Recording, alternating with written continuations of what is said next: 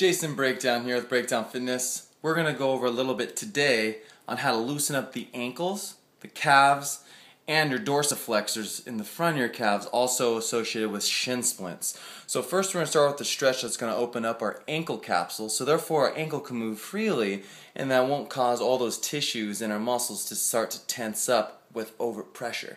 So I'm first going to show us a little technique to loosen up the capsules in a couple different directions or articulations.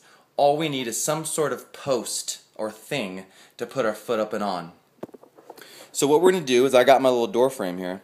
I'm going to make sure I get my foot nice and high on that sucker. Don't get caught with your foot just coming your toe on your beam. Sink down and get your heel pretty close to the bottom of that beam. What we're first going to do is check out my knee. I'm going to twist my knee into external rotation. And now all I'm going to do is just slightly try and pump, forcing that knee off to an angle, and I'm kind of shooting to the outside of the beam. And I'm just going to start some steady, slow pumps, just nice, easy little bends, and be nice to it. You don't want to try and create too much stress and strain, or else those muscles and capsules will never relax. What I'm looking for is on the side of my ankle, you know, you have that little bone that sticks out, looks like a little bump on your ankle. We're trying to achieve the stretch within that specific capsule.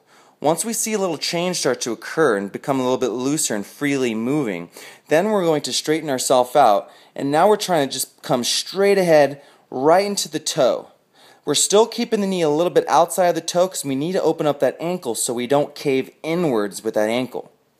Once this becomes a little bit easier, then round two, we're going to twist the knee inward.